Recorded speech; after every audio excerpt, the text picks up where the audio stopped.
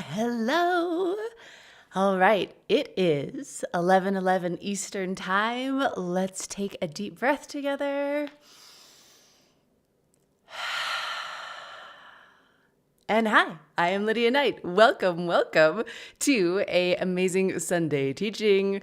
So happy that you are here at 11:11 Eastern Time. I'm the founder of the She Center, and today we will be talking about the authentic power of women and the false power of men. Now, that is not to say that all of women's leadership and women's power is authentic, and that is not to say that all of men's power is false and inauthentic. However, there's some really interesting things to look at. We're going to look at it from multiple different angles to illustrate how the system that we are in really does show this trend, this trend in all sorts of different ways, that when men exercise power and in a false male hierarchy that we're in humanity right now, that there are a lot of clues that that's not the natural way that it is, that's not the best that it can be, and that it can be so much better. We can look at that because we have lots of really great evidence for that. So let's go ahead and dive in. Again, if you're joining us, hello. We're here on Sunday at 11:11 Eastern Time, talking about the authentic power of women and the false power of men. All right. So I grew up in a cult. And the cult that I grew up in, my grandmother was a cult leader, and I grew up in her cult that she created within the Mormon Church. And the story that I grew up in, terrified every single day. I was a little kid, and all growing up, I was terrified every day of my life because I was told a very terrifying story. And that is that there was a group of Satan worshipers, and that they controlled the world, and they were trying to unalive me all the time, and that any day I could be unalived, and that there was this group of Satan worshipers that was hurting children, and that they were organized, and that there was a secret society. And that is what I believed is truth. Now, here's a really important principle that is going to echo all throughout our teaching today, which is, me growing up in a cult, I was told over and over to be fearful and to be running from this group of Satan worshipers. And you know what we called them? We called them the cult, because we didn't even want to talk too much about it. It was just the cult. The cult is going to unalive you. Be afraid of the cult. Stay away from the cult. The cult is evil.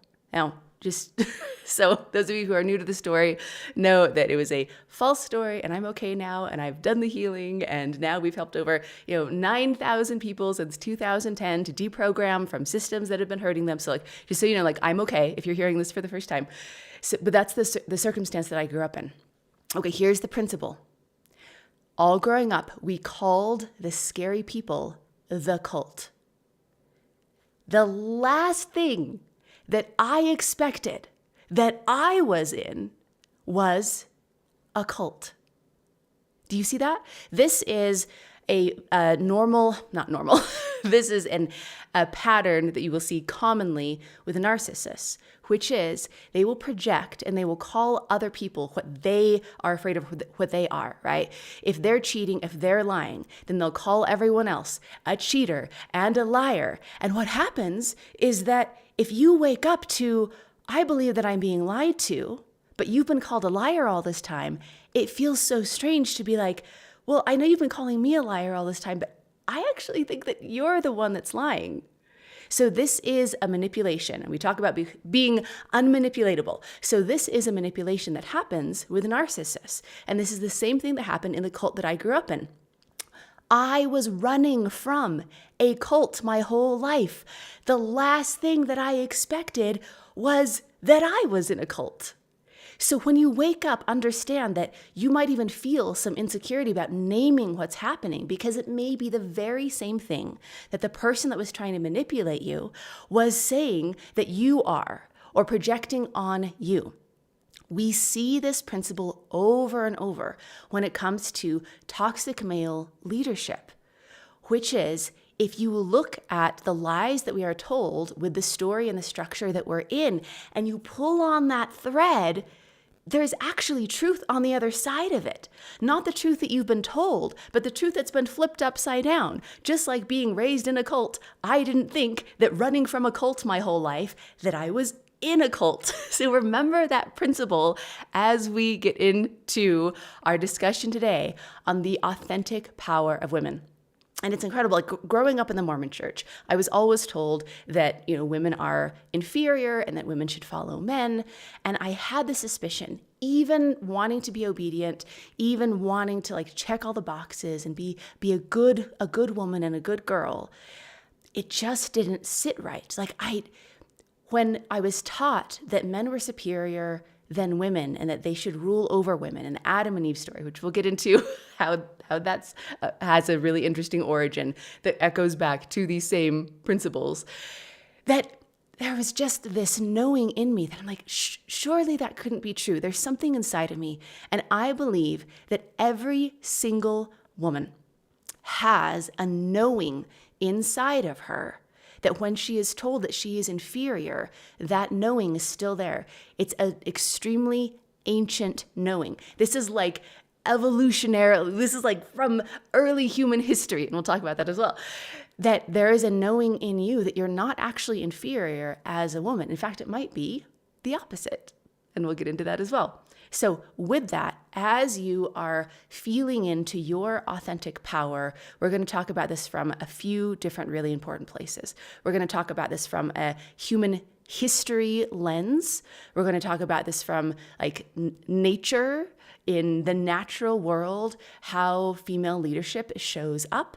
And we're going to talk about it in our human world from a corporate lens, actually, of how female leadership really shows up. Because when we think about a patriarchy that we are in, and I'll share with you today, I believe it's a false leadership, a false patriarchy. With the patriarchy that we're in, when we think about having a matriarchy, many of us don't have a vision for that.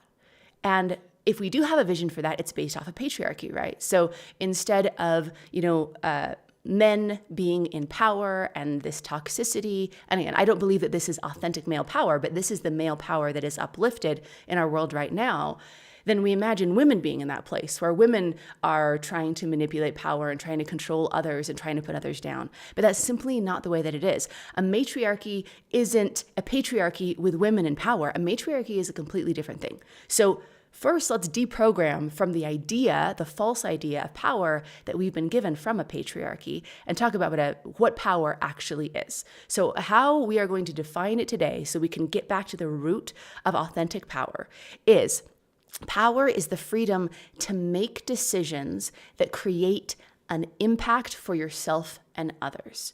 So to give you some quick examples, not having the freedom to make a decision for yourself might be until 1974, I believe, then women couldn't have their own bank accounts. So that you don't have a freedom to have money, which creates a lot of power and privilege in life and more options, right? So women literally didn't have the power to do it. Now, you might have the power of choice after that is available to you, but you don't have the power to do the same things with it. So for instance, in my lifetime, 1988 was when women gained the power to have their own businesses. So even if you could have a bank account now, you couldn't actually create a business for yourself because you were a woman, right? So this is the example of the lack of power that we have as women. But as we will talk about, it's false. It's so made up. The lack of power that women have and have had has nothing to do inherently with who we are as women. It has to do with being in a system that systemically oppresses women to falsely not have power. Because who we are as women internally, anciently wired in our genetics, is we have been leaders and we've been powerful for most of human history. So let's get into that first. And hello. So fun to see you all here. Welcome. I want to say a special welcome for anyone here that is here at 11:11 Eastern Time on a Sunday morning, because there is another community that you might have been going to on Sundays that no longer feels aligned, and you are looking for more authentic community that is more aligned with your heart and your soul. And if you are here or sharing with someone who is looking for that, then we especially welcome you. And hello. So first lens that we are going to look through is human history. So you look at where we're at right now in history and the stories, the false stories that were given, and you pull the thread on that and you start revealing the truth that is behind that. Because when false power is set up, predictably, it's not original. It is something that the truth has been taken, flipped upside down, and then be like, oh, this is the new truth. And we'll get more into that. So through the lens of human history, for those of you who have seen the Goddess series, it is about the 25,000 years that humanity was a matriarchy. Humanity worshipped goddess, not God. It was it didn't occur to people for 25,000 years that leadership or deity could be a man. That just didn't make sense. Women were the only ones that were creators and created more life. Not that men can't be creative, but there was a clear difference. So women were worshipped as deity, as just like an of course. Now, the thing that I want to focus in on, and you can see the Goddess series if you want to dive more into this, also the Bink in Lio will get you to all of the books that we reference in our series. So this one is specifically when God was a woman. So I'm going to be talking about like real historical fact and scientific fact. Like these are not my opinions. These are literally, you can go and dive in and read the book if you want. So in that 25,000 years, the thing that I think is really important to focus on when we talk about the authentic power of women and the false power of men is just how hard it was to create a patriarchy after 25,000 years of matriarchy. People loved matriarchy for multiple reasons. Number one is it felt more authentic and true to people. It felt more authentic for someone to be able to look at women and be like, that's creator, that's divinity. It felt more authentic and it worked really, really well. As we had matriarchy as our default, people felt great about it. And we also see that it was a culture, matriarchies are very like physically free, as in, I'm trying to be careful here, going live, as in, it didn't matter who the father of a child was. Everything was very open. Everything was very loving. Everything was very spicy. Human beings tend to like that when we take off all of the purity culture and the made-up shame. Like people really like that. And because property and power was inherited from woman to daughter to her daughter, it didn't matter who the father was. So people really liked that it was open and it worked. People had enough food, people were in community, people were in trust. And as you'll see when we look through the lens of nature and women in nature, matriarchal leadership is really based off of respect. So it tends to be very stable, where leaders are respected and they're leading because they've built trust with the people that are following them, not because they're exercising this false power to get people to follow them. So that's a really important piece as well. So there was a 300-year, like this took hundreds of years, multiple generations. And for those of you who've seen the Goddess series, Bro Clan, right? Sort of the original racist and sexist and, colonizing groups were the first ones that had this idea that God was a man and that there should be a hierarchy, this patriarchal idea, and that women were inferior. They literally, through an insane amount of violence, like this wasn't an idea that caught on. Like good ideas tend to catch on. Their time has come. People are like, oh, this is a great idea. I'm going to be open to this.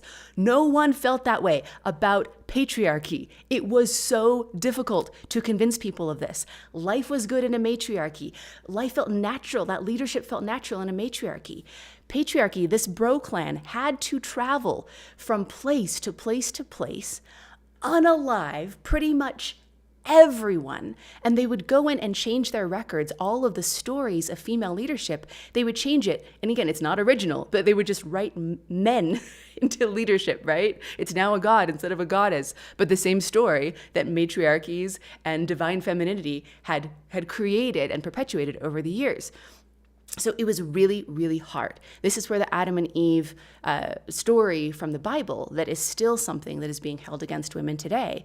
The Adam and Eve story is something where it was specifically written as anti-goddess propaganda because they were having such a hard time. It took a huge amount of rewriting story. It took a huge amount of colonialism. It took a huge amount of violence to get the human race to come around by force to a patriarchy, because matriarchies are more stable, they're better for everyone, they're based off of respect, things are good, things are peaceful. There was very little war with 25,000 years of matriarchies. So when we look through the human history lens, we see that the leadership of women is extremely authentic.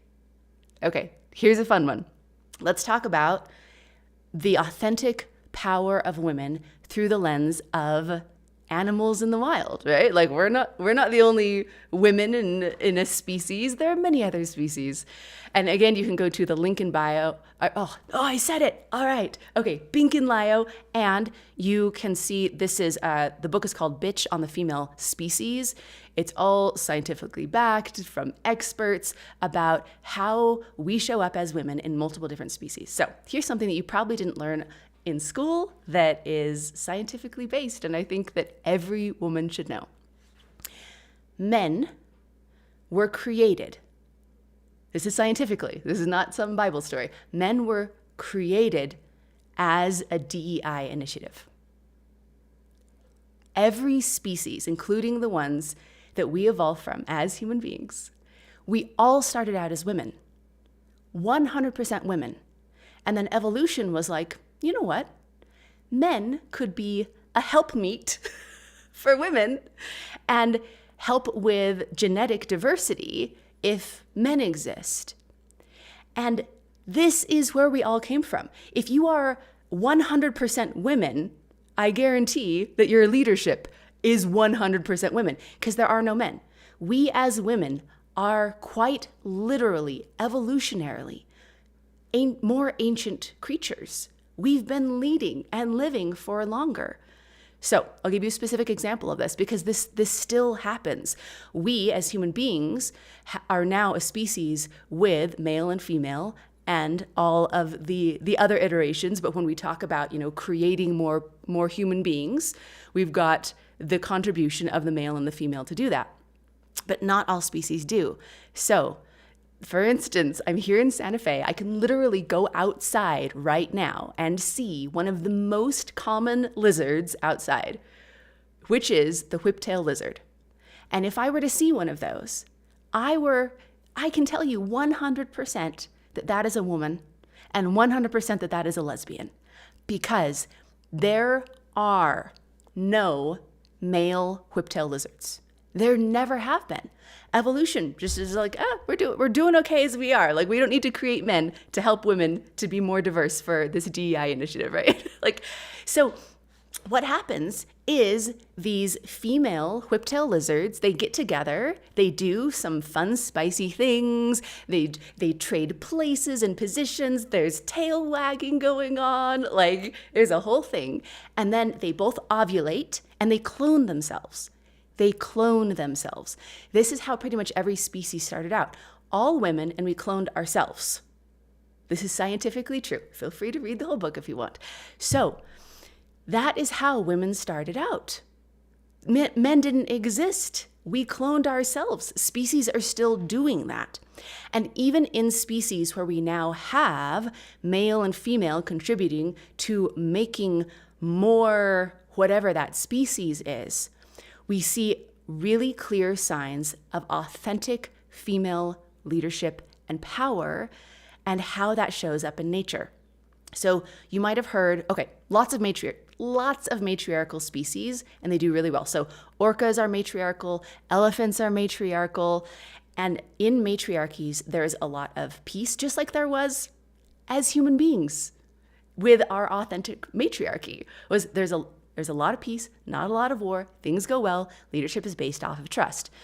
Now, you might have heard, because if you've seen our Man Science series, you can see why there's so much focus on male scientists trying to have, feel special essentially. And even if it's like really bad data and made up stuff, create stories out of nature that reflect how they want to feel as human men. But when you look at actual science instead of like man science, as you've seen in our series perhaps, and if not, you can go see it, then what happens is we get these stories that are perpetuating how toxic masculinity wants to see itself. So you may have heard that our closest relatives are chimpanzees. And that's partly true. But we are exactly as related to chimpanzee monkeys as we are to bonobo monkeys. This is another thing that every woman should know about. So remember, we are equally as related. Like genetically, evolutionarily, same relation with chimps and bonobos. Quick note on chimps. Like man science tends to focus on like, oh, chimps and their male hierarchies and them beating their chest and like all of this like sort of toxic male representative. But you have to ask, who is more powerful, the king or the person who decides who the king is? And what actually happens with chimps, one of our closest relatives, is that yes, they have a male hierarchy, and the one who chooses the king, the one who chooses the kingmaker, who decides who is on the top of the male hierarchy, is the top of the female hierarchy. That's who decides.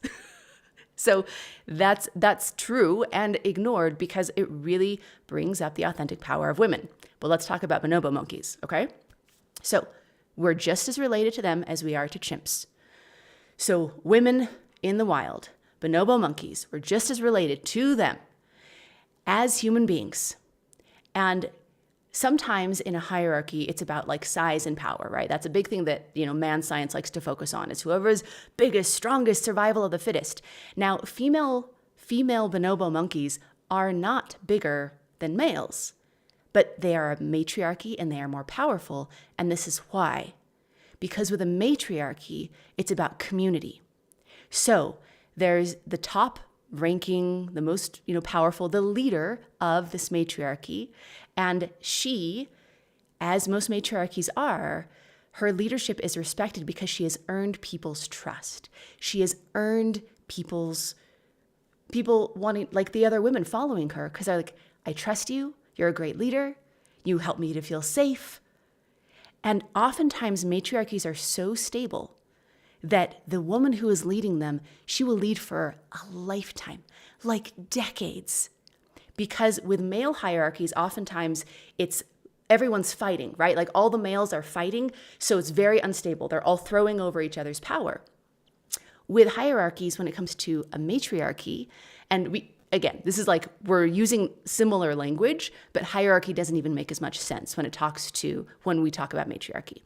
But just to, compare side to side with the hierarchy of women who are leading, there isn't this like, let's overthrow power all the time. There's a lot of consensus. And oftentimes a woman who has earned leadership in that community will have that for the rest of her life. And it will be very peaceful.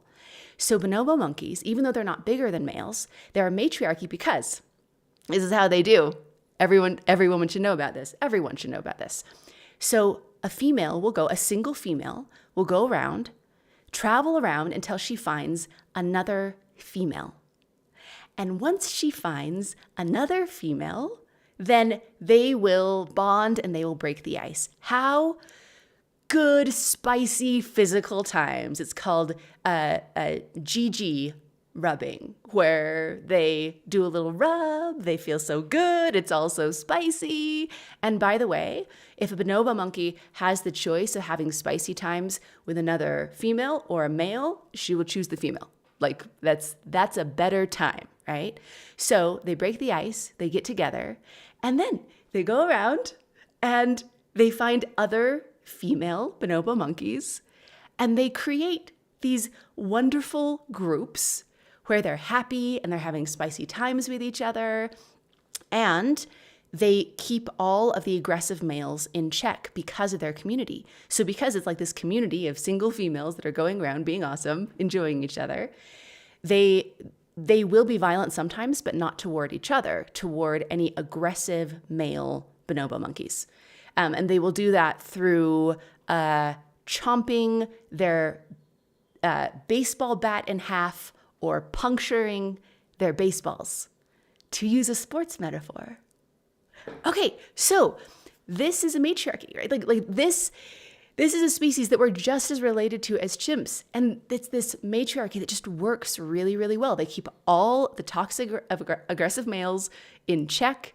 They hold power. It's extremely peaceful. It's extremely stable. We see this all the time in nature, where matriarchies are stable, trusted, kind, everyone has enough, people are well taken care of, or whatever species that they are.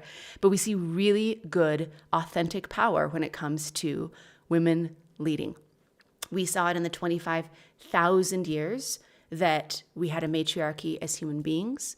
We see this in animals in the wild, in the female species. And let's look at the third lens that will be approaching the authentic female power. Let's look at corporations. Let's look at the stats that we have in the business world that we are in.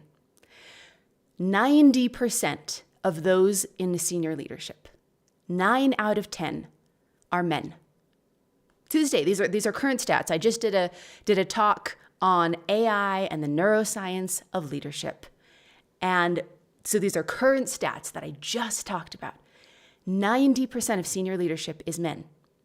However, if you have a woman as your CEO, you have a 93% higher return on your equity. So you look at that and you're like, why would any corporation where their goal is to make money, why would they have someone in leadership 90% of the time where they're missing out on 93% higher return on their equity? If you have even just two out of 10, not even equality, not even that. If we just have 2 out of 10 women sitting on a board, profitability goes up by 25%. So we see this authenticity coming through of women just do a really good job. And I'm not saying that anyone is better than anyone. I'm saying here's the evidence. Here are the facts of what's actually happening. And we can make decisions for ourselves of who we would want to lead, of who we would want to have in power. Through history, through nature, through what's happening right now, through the actual results. So let's take another deep breath together.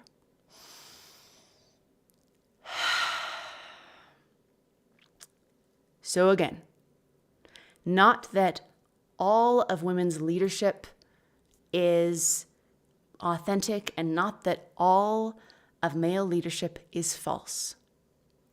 And we see as an overall trend, just like growing up in a cult, and the last thing that I thought that I was in was a cult because I was running from cults my whole life. Even though we have how a patriarchy came to be and all of this like false system, the principle that let's all walk away from today understanding is that anything that is true can stand up to scrutiny. Anything that is real can be challenged and still stand. And we live in a system, in this patriarchal system, with toxic male leadership in so much of the systems in the world and where we look. And a huge, huge part of the efforts of patriarchy is going into trying to create a false story and all of this oppression. Like, you don't put your weakest guards, you don't put your weakest prisoners in your maximum security prison.